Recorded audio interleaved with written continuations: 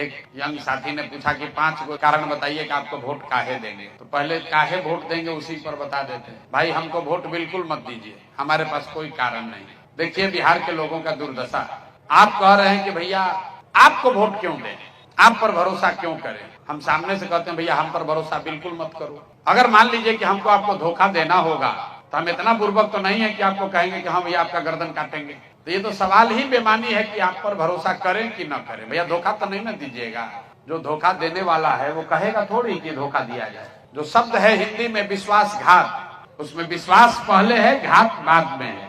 जिस व्यक्ति पर आप विश्वास नहीं कीजिएगा वो आपके साथ घात नहीं कर सकता है, जिस पर विश्वास कीजिएगा वही घात कर सकता है। तो जन सुराज पर आपको भरोसा विश्वास करना चाहिए कि नहीं, इसका सीधा फॉर्मूला ये है कि मान लीजिए कि आपको कोई रोग हुआ है। चीनी के रोग आजकल घरे घर भइल बा, तो जात नहीं दवाई करावे, एगो डॉक्टर से करैनी, चीनी कंट्रोल भइल, फिर बढ़ गई, फिर दूसरा डॉक्टर के यहाँ गईनी, एकमा में ना इलाज भइल छपरा गईनी, छपरा में ना इलाज भइल आदमी पटना दिल्ली भी जाता, फिर थक हार के आदमी कहता भैया चीनी के रोग ठीक ना हुई, अब खाए पिए में संयम रखी, यही से राहुल उपाय चली। अरे सोच रहे बचवा तो हमारा चीनी के रोग हो गई, अभी सुधरी ना, चलब तनी मिठाई कमे खाई, 2 रोटी कम खाई, चावल ना खाई तो कम से कम उम्र बढ़ जाए। तो बिहार के भी दशा हुए बा। रउआ सब तरह के दवा, सब तरह के इलाज करके देख लेती। आपने कांग्रेस का इलाज कर लिया, आपने लालू जी को देख लिया, आपने नीतीश मोदी को देख लिया, आपका दशा सुधरा नहीं।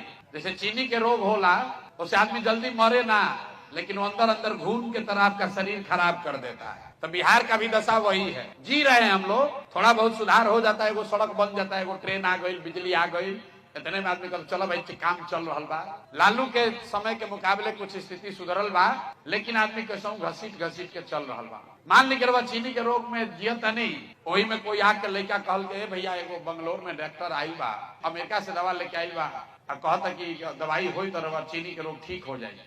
रुआ का करब, चल रे बचवा ले चलो, चल तन देख लिया जाओ। मान लीजिए डॉक्टर क्या पहुंचनी बंगलोर, सुन के आयल बानी कि अमेरिका से डॉक्टर दवा लेके आयल बा ऐसन कि चीनी के रोग ठीक हो जाए।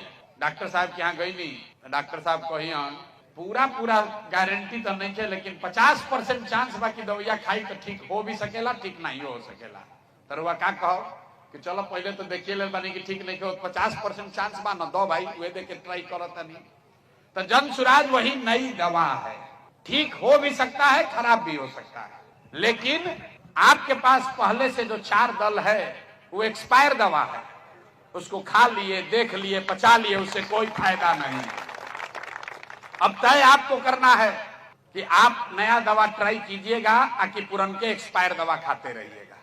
तो भैया एक्सपायर दवा तो कोई ना खाई, समझदारी तो यही में बाकी जो हम दवा एक्सपायर हो गई के फेंकल जाओ, और जौन नया दवा आयल बा देखल जाओ शायद काम कर भी सकेला, काम ना भी कर सकेला।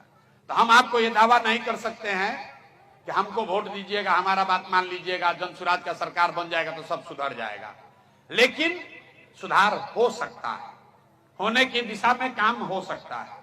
तो इसलिए किसी के बात पर भरोसा करके नहीं, लोकतंत्र में जो चीज बताई गई है कि जिस पर भी आपका भरोसा हो, जिस पर भी आपका विश्वास हो, जिसकी बात अच्छी लगे उसके साथ जुड़िए, उसको वोट दीजिए, उसका सरकार बनाइए, लेकिन ये ध्यान रखिए कि वो वोट, वो भरोसा 5 वर्ष के लिए है, जीवन भर के लिए बंधुआ मजदूरी नहीं है। इसीलिए तो 5 वर्ष पर चुनाव होता है।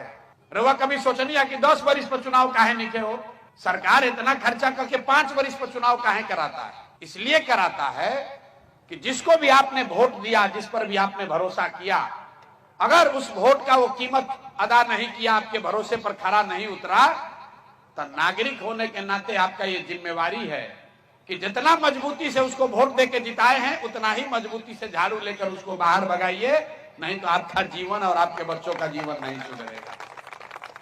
एक प्रमाण बा देश में, ये देश में 5 गो राज्य ऐसा बा जहां ये देश के 1/3 संपदा, 1/3 इकोनॉमी, 1/3 धन बा। पूरा देश में 28 से ज्यादा राज्य बा, लेकिन 5 गो राज्य में 1/3 धन दौलत बा। जीडीपी 5 ही राज्य में 1/3 है। कौन कौन 5 राज्य है? केरल, तमिलनाडु, कर्नाटक, आंध्र प्रदेश, तेलंगाना। 5 राज्य में 30%, अब बकिया में सब जाना बा। तो 5 राज्य में हमने के देखे के चाहे कि भाई जब देश आजाद भइल तब बिहार और तमिलनाडु बराबर के राज्य रहा।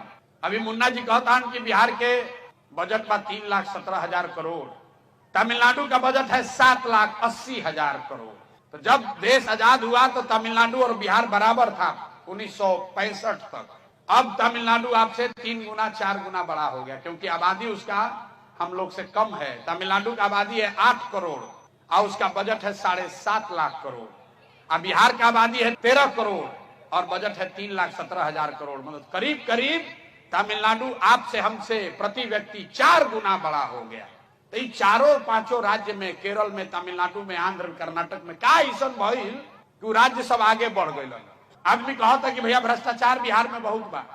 हम अपना अनुभव से बताओ तनी सब राज्य में काम के लिए बनी, बिहार से ज्यादा भ्रष्टाचार है वहां।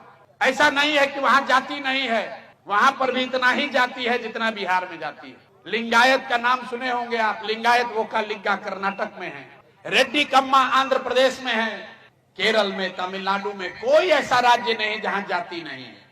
वहां पर भी भ्रष्टाचार है, वहां पर भी यही संविधान है। तो फिर वो राज्य में इतना तरक्की कैसे भई? तरक्की का एक ही रास्ता है, वो 5 राज्य में एक बात कॉमन है। अलग अलग भाषा बोला जाता है वहां, अलग अलग पार्टी का सरकार बना, लेकिन एक बात 5 राज्य में कॉमन बा कि 78 साल में कोई दल, कोई नेता ऐसा नहीं हुआ जो 10 वर्ष से ज्यादा वहां मुख्यमंत्री रहा। जनता जो है हर 5 वर्ष पर वहां लोगों को पलटती रहती है, हटाती रहती है। अब बिहार में 35 वर्ष हो गई, लालू नीतीश से आगे हमने के देखे के तैयार नहीं की जाए। तो ये क्या बताता है? लोकतंत्र को जिंदा कीजिए। नेताओं के मन में, दल के मन में डर होना चाहिए कि अगर हम काम नहीं करेंगे जनता हमको वोट नहीं देगी, हटा देगी। तमिलनाडु में, केरल में आदमी डेरा ताड़न जे सत्ता में बा कि हम कतनो काम करब 5 वर्ष में जनता हटाई। अब बिहार में आदमी कहता हम कतनो काम ना करब जनता हमारा के वोट देबे करी। लालू जी से डर के दी चाहे भाजपा से डर के दी, ये हम लोग के दुर्दशा का कारण है। तो जन सुराज का ये योगदान है कि हम लोग यहाँ लोकतंत्र में आपको एक विकल्प दे रहे हैं, ताकि आपको मजबूरी में, आपको मालूम है कि ये एनडीए का नीतीश कुमार आपको लूट रहा है, आपको मालूम है कि खेत के जमाबंदी में, खेत के दाखिल खारिज में पैसा लागता, रोज रोवा गरियावता नहीं, अकाल वोट होई तो आदमी कहियन के भैया कुछो कहल, लालू के तो जंगल राज से ये ठीक बाड़ा सब चलो कनिए के दो।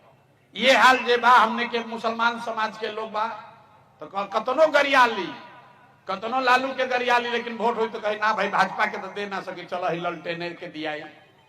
तो इस राजनीतिक बंधुआ मजदूरी को खत्म करने का उपाय है कि बिहार में एक नया विकल्प बने, ताकि जनता को एक विकल्प रहे कि दोनों ठीक नहीं लगता है तो तीसरा को दिया जाए। तो जन सुराज का ये योगदान है।